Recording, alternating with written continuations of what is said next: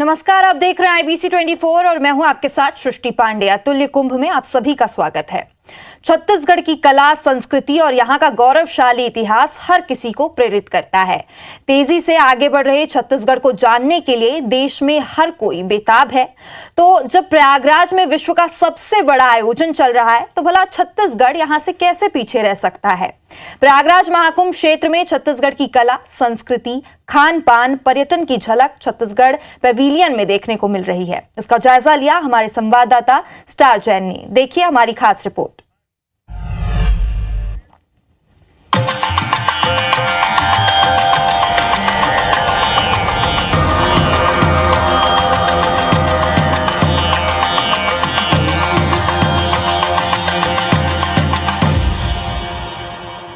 प्रयागराज में छत्तीसगढ़ सरकार ने भी अपना पेविलियन बनाया है और आज हम आपको बताएंगे कि इस पेविलियन की क्या खासियत है और कैसे छत्तीसगढ़ में जो कला, संस्कृति और अध्यात्म है उसके बारे में यहाँ पर बताया गया, क्योंकि 45 करोड़ श्रद्धालुओं के आने का अनुमान लगाया गया और ये श्रद्धालु भारत के हर कोने से यहाँ पहुँचेंगे। शुरुआत में आप देखेंगे तो सबसे पहले जो मुकुट होता है, छत्तीसगढ़ के प्रतीक है, वो यहाँ पर दर्शाया गया है। भव्यता इसकी इसी से बनती है कि किस तरीके से जब आप आते हैं तो यहाँ पर आपका एक स्वागत किया जाता है। सेंटर में जो छत्तीसगढ़ महतारी है उसकी प्रतिमा लगाई गई है। आप देखेंगे तो ये भी एक आकर्षण का केंद्र बना हुआ है। छत्तीसगढ़ महतारी है और कहीं ना कहीं लोग इसे समझ रहे हैं। इसके अलावा जैसे मैंने कहा कि अध्यात्म का महाकुंभ है, तो छत्तीसगढ़ की जो आध्यात्मिक धरोहर है, मेरे पीछे आप ये देखेंगे 4 जो देवियां हैं छत्तीसगढ़ में, माँ चंद्रहासिनी, माँ महामाया, माँ दंतेश्वरी, माँ बमलेश्वरी, ये चारों की तस्वीर यहाँ लगाई गई है। यहाँ पर इनका इतिहास क्या है, इन देवी मंदिरों का, इन शक्तिपीठों का, और यहाँ पर आप कैसे पहुँच सकते हैं, इसकी भी जानकारी यहाँ पर दी गई है। इसके अलावा आप इस तरफ देखेंगे तो जो छत्तीसगढ़ की संस्कृति है, छत्तीसगढ़ की संस्कृति को यहाँ पर दर्शाया गया है। हमारे साथ मौजूद हैं छत्तीसगढ़ शासन के जनसंपर्क विभाग के नोडल अधिकारी जो प्रयागराज के में मौजूद है, नोडल अधिकारी बनाए गए मनोज सिंह। मनोज जी, सबसे पहले बताइए कि किस तरीके से आप यहाँ पे छत्तीसगढ़ की आध्यात्मिक धरोहर है, संस्कृति है, उसको बताने का प्रयास किया गया यहाँ पर छत्तीसगढ़ के पेविलियन में। देखिए, जैसे कि छत्तीसगढ़ के मुख्यमंत्री माननीय विष्णुदेव साय की मंशा है कि छत्तीसगढ़ का जो भी व्यक्ति प्रयागराज महाकुंभ में आस्था की डुबकी लगाने आए उसको घर से बाहर घर जैसा एहसास हो। इसीलिए जो छत्तीसगढ़ पेविलियन सेक्टर 6 में स्थापित किया है, इसकी शुरुआत ही हमने गौर मुकुट से की है जो छत्तीसगढ़ की पहचान है। उसके अलावा जैसे ही आप भीतर प्रवेश करेंगे, छत्तीसगढ़ महतारी की प्रतिमा यहाँ पे स्थापित की गई है।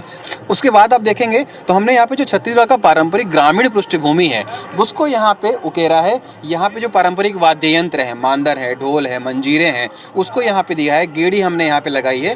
दीवारों पे जो नोहडेरा, जो चित्रकारी होती है, जो ग्रामीण, जो जनजातीय परिवार के लोग अपनी दीवारों पे करते हैं, उसको यहाँ पे स्थापित किया है। जो भित्ति चित्र होता है उसको यहाँ पे स्थापित किया है। यहाँ पे इस दीवार को आप देखेंगे तो जिस तरह से गांव में मिट्टी से उसको रंगा जाता है, पोता जाता है, मिट्टी से इसको रंगा पोता गया है। लाल रंग, गेरुआ रंग से चित्रकारी की गई है। यहाँ पे तुलसी चौरा दिखाया गया है। और आप देखेंगे कि यहाँ पे जो छत्तीसगढ़ पेविलियन में लोग महाकुंभ में आ रहे हैं, वो छत्तीसगढ़ पेविलियन को देख के काफी आकर्षित हो रहे हैं, सेल्फी ले रहे हैं।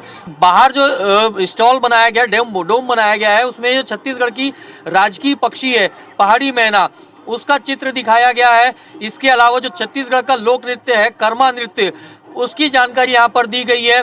छत्तीसगढ़ के पारंपरिक वाद्य यंत्र है जो सामने हमने आपको दिखाया था कि संस्कृति में वहाँ दिखाया गया, उसका भी यहाँ पर फोटो लगाया गया है। इसी तरीके से आप आएंगे तो छत्तीसगढ़ का एक और जो मारिया नृत्य होता है उसकी भी यहाँ पे फोटो लगाई गई है, लोगों को समझाया जा सके कि किस तरीके का मारिया नृत्य होता है। छत्तीसगढ़ के जो प्रसिद्ध आभूषण है उसके बारे में भी यहाँ पे दर्शाया गया है।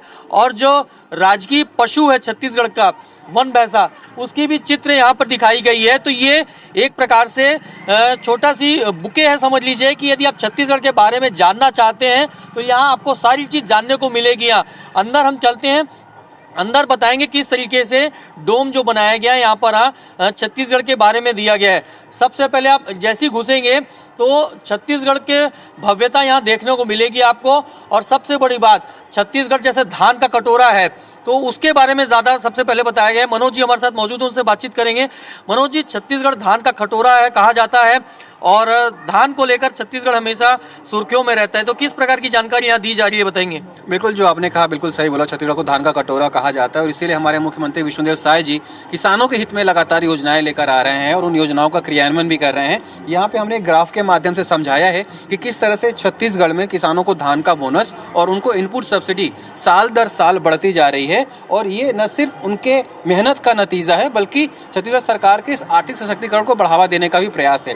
इसलिए हमने यहाँ पे तराजू लगा के ये दिखाने की कोशिश की है कि छत्तीसगढ़ के सभी लोग बिल्कुल बराबर हैं, चाहे वो कोई भी वर्ग का हो। अगर वो धान उत्पादन कर रहा है तो अपना धान बेच सकता है। छत्तीसगढ़ में नई उद्योग नीति लागू की गई है। छत्तीसगढ़ को खनिज संपदा वाला राज्य कहा जाता है, जहाँ पे प्रचुर मात्रा में जो एक उद्योग के लिए जरूरी रॉ मटेरियल होते हैं वो तमाम उपलब्ध है, चाहे वो बिजली की बात हो, पानी की बात हो, रॉ मटेरियल्स की बात हो। तो इसलिए उद्योग काफी ज्यादा लगते हैं। और जो नई उद्योग नीति किस तरीके से उसके अलग अलग सेक्शन है उसके बारे में बताया गया कि यदि कोई उद्योग लगाना चाहता है तो कैसे जो सुविधाएं उनको दी जा रही है वो तमाम चीज़ें इस पेड़ के माध्यम से बताई गई है। इसके अलावा आपको बता दूं कि छत्तीसगढ़ में इस समय जो सबसे बड़ी एक योजना चल रही है महतारी वंदन योजना, उसका भी यहाँ पे स्टॉल लगाया गया है। बताया गया है कि जो छत्तीसगढ़ की एक बड़ी योजना है नारी शक्ति को मजबूत करने के लिए, नारी सशक्तिकरण के लिए, उसके बारे में दर्शाया गया है। यहाँ पर हम जो 12,000 रुपये हर महिलाओं को सीधे उनके खाते में साल भर में दिया जा रहा है वो यहाँ पर दिया गया है। इसके अलावा जो स्वच्छता में आपको बता दूं कि छत्तीसगढ़ को राष्ट्रपति पुरस्कार भी मिल चुका है, उसको भी यहाँ पे मैसेज के माध्यम से देने की कोशिश की गई कि छत्तीसगढ़ किस तरीके से स्वच्छता की ओर अपना कदम बढ़ा रहा है। और जैसे मैंने कहा कि अलग अलग जानकारियां आपको मिलेगी।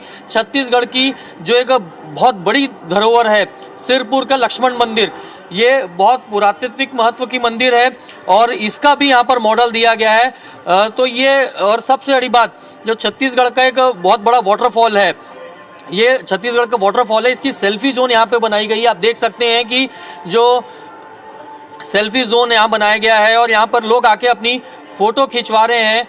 बेसिकली एक छोटा सी क्विज सेक्शन रखा गया है, क्योंकि जब लोग आते हैं, खासकर युवा पीढ़ी आती है, तो वो स्टॉल्स घूमने के साथ साथ क्विज के जरिए भी देश और छत्तीसगढ़ के बारे में जाने, अपना सामान्य ज्ञान परखें, इसलिए क्विज स्टॉल भी बनाया गया है।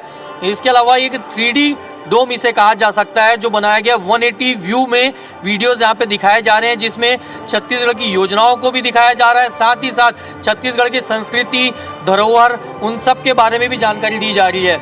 इसके अलावा ये डोम बनाया गया है जहाँ पर जो अलग अलग छत्तीसगढ़ से जुड़े हुए वीडियोस वो दिखाए जा रहे हैं, साथ ही साथ पौराणिक कथाओं को वो भी यहाँ पर दिया जा रहा है। और जो रामायण पाठ है, महाकाव्य, ये तमाम चीज़ें यहाँ पर की जाती हैं ताकि जो आध्यात्म को महाकुंभ है यहाँ पे लोग आए तो आध्यात्म के जरिए भी छत्तीसगढ़ से जुड़ सकें।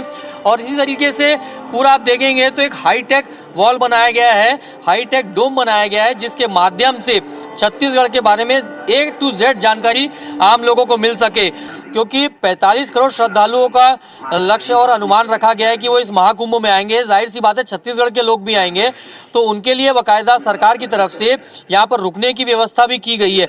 आपको बताते किस तरीके से पूरी व्यवस्था की गई है। मेरे पीछे आप ये एक डोम ये है, इसके अलावा 2 डोम ऐसे हैं, कुल 3 डोम बनाए गए हैं जहाँ पर जो श्रद्धालु छत्तीसगढ़ से आएंगे उनके लिए रुकने की व्यवस्था की गई। आपको बताते किस तरीके की व्यवस्था है। ये डोम बनाए गए हैं बड़े बड़े, और इस तरीके से यहाँ पर आप देखेंगे तो हर डोम में ऐसे बेड लगाए गए हैं और ये बेड लगा के उनके रुकने की व्यवस्था की गई है। जो छत्तीसगढ़ के रहने वाले हैं वो यहाँ पर आके आराम से रुक सकते हैं और यहाँ रुकने के बाद गंगा के तट पर जाकर या फिर त्रिवेणी संगम पे जाके स्नान कर सकते हैं। इसी तरीके से 3 डोम बनाए गए, एक हमने आपको दिखाया, 2 इधर सामने हैं, बड़े बड़े डोम है ये। और कहीं ना कहीं ये सरकार की तरफ से एक बड़ी सुविधा उन श्रद्धालुओं के लिए है जो छत्तीसगढ़ से आएंगे त्रिवेणी संगम में स्नान के लिए। ये रुकने की व्यवस्था हुई, अंदर सारी सुविधाएं उनके लिए है, मोबाइल चार्जिंग से लेकर इलेक्ट्रिसिटी से लेकर यहाँ तक कि टॉयलेट्स की व्यवस्था भी कॉमन की गई है। ये रुकने की व्यवस्था हुई। इसके अलावा आहार गृह देखिए बनाया गया है और यहाँ पे भी पूरी छत्तीसगढ़ी संस्कृति दिखाई गई है।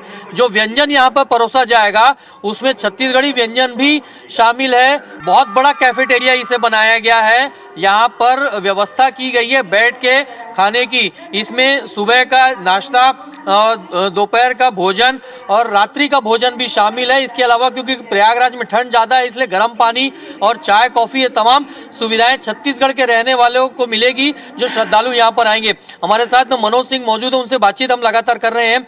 ये रुकने की और खाने की व्यवस्था की गई है तो हम जानना चाहेंगे कि इसकी बुकिंग कैसे होगी और क्या इसके लिए कोई शुल्क निर्धारण किया गया है? बिल्कुल, देखिए छत्तीसगढ़ जो मुख्यमंत्री है विष्णुदेव साय के मार्गदर्शन पर ये सारी तैयारियां प्रयागराज में की गई हैं और यहाँ छत्तीसगढ़ के रुकने वालों के रुकने के लिए कहीं कोई शुल्क वगैरह की बात नहीं है।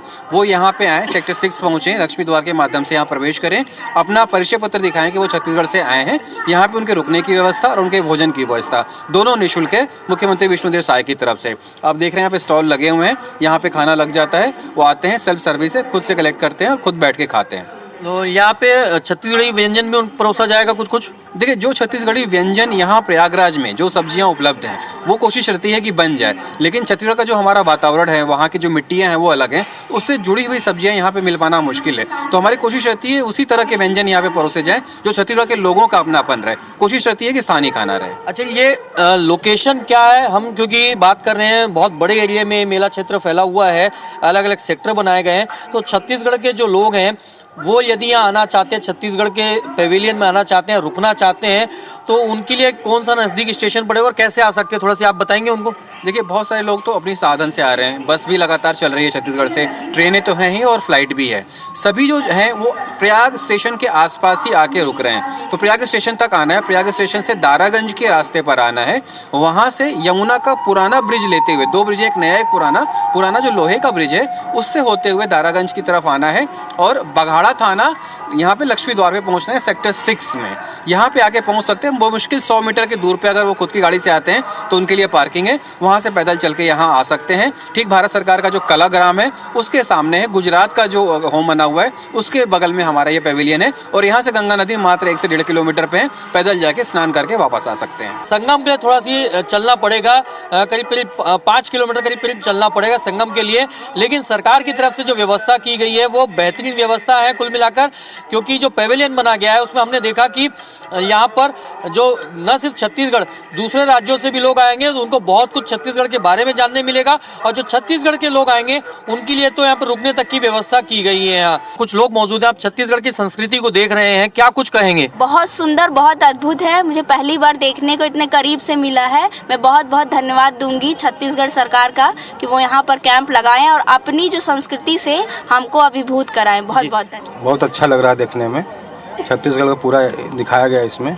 अभी तो हमने एंट्री की है यहाँ पे, बाकी और हम घूमे हैं तो फिर बहुत बढ़िया है। ये जो काम है बहुत ही अच्छा लग रहा है और ये सब देख करके तो मतलब गांव का बहुत फील हो रहा है। बहुत अच्छा लग रहा है, देखकर लग रहा है कि हम भी जाएं, देखें छत्तीसगढ़ में जैसे जैसे यहाँ बना है वहाँ से, मतलब वहाँ पर भी जाएं, देखें। बहुत सुंदर, छत्तीसगढ़ का स्टॉल बहुत सुंदर।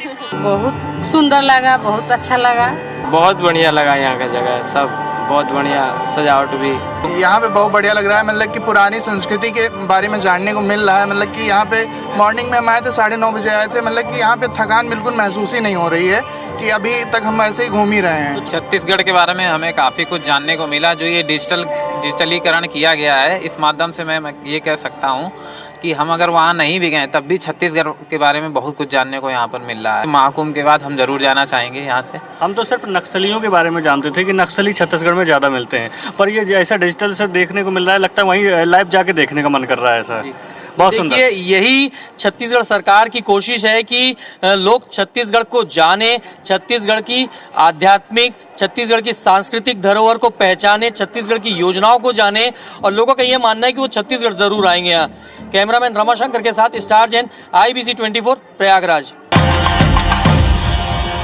स्टीव जॉब्स की पत्नी लॉरेन जॉब्स अब सनातनी कमला बन गई है। विश्व की सबसे अमीर महिलाओं में शुमार एप्पल कंपनी के संस्थापक स्टीव जॉब्स की पत्नी लॉरेन पावेल जॉब्स 4 दिनों तक महाकुंभ के अनुभव को समेत बुधवार को प्रयागराज से रवाना हो गई।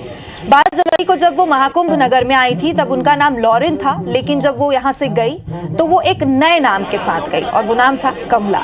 सनातन धर्म ने लॉरेन को इतना प्रभावित किया कि उन्होंने महाकुंभ प्रवास के दौरान अपने गुरु और निरंजनी अखाड़े के पीठाधीश्वर स्वामी कैलाशानंद गिरी से दीक्षा ली है। गुरु ने लॉरेन को अपना गोत्र देने के साथ ही उन्हें कमला नाम भी दिया है। रवानगी से पूर्व स्वामी कैलाशानंद ने उन्हें मां काली का बीज मंत्र भी दिया। स्वामी कैलाशानंद का कहना है कि वो इसका जाप करेंगी और लॉरेन की रुचि हमेशा से सनातन धर्म में रही है। इसके पहले जब वो भारत आई थी तो यहाँ के संस्कृति ने उन्हें बेहद आकर्षित किया था।